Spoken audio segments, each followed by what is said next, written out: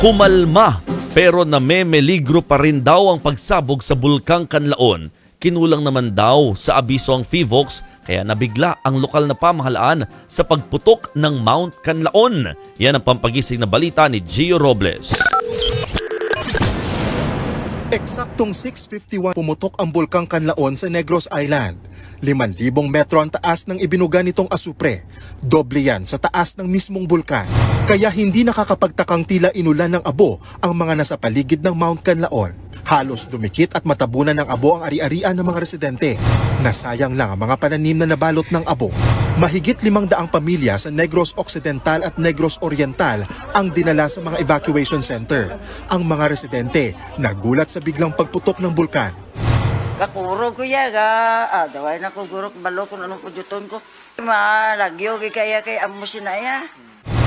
Maging ang lokal na pamahalaan ng Kanlaon, nagulantang din daw sa nangyari. Hindi raw sila nakapaghanda ng maigi dahil kinulang daw sa abiso ang PHIVOLCS gayong ilang taon nang nasa Alert Level 1 ang Mount Kanlaon.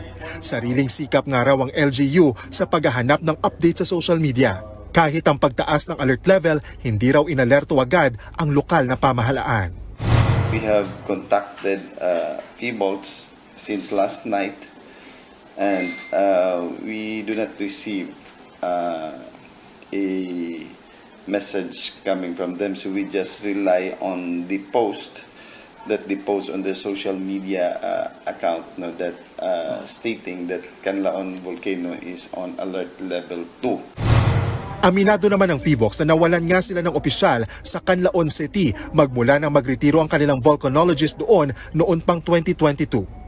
Nawalan lang po tayo siguro ng yung a little bit of human touch doon sa ating pong Negros Oriental side. Hindi po kasi ito staff pa because we are still in the process of furnishing this. Pero giit ng PHIVOLCS, 5 beses silang nagpadala ng advisory sa Kanlaon LGU noong nakaraang taon.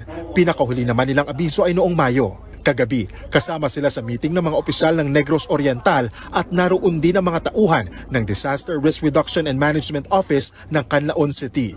Kung may gusto raw malaman ng Kanlaon LGU, nakahanda itong sagutin ng PHIVOLCS.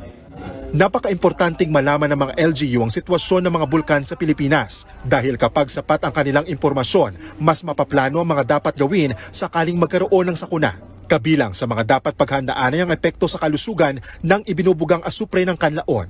Paalala ng Department of Health, makinig sa abiso ng LGU, mag-face mask, isara mga pintuan at bintana, protektahan ang mga mata sa abo at maghugas ng kamay bago magluto at kumain. Palaging tandaan ang mga paalalang yan lalo't ayon sa PHIVOLCS, posibleng masundan ang pagputok ng Mount Kanlaon.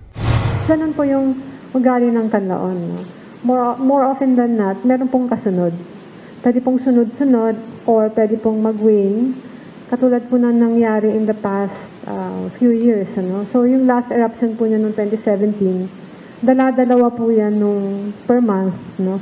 In December, I think, was that. And then, meron naman pong months na parang may 4, no? Na ano. Wala pong spacing, wala pong regular spacing or what.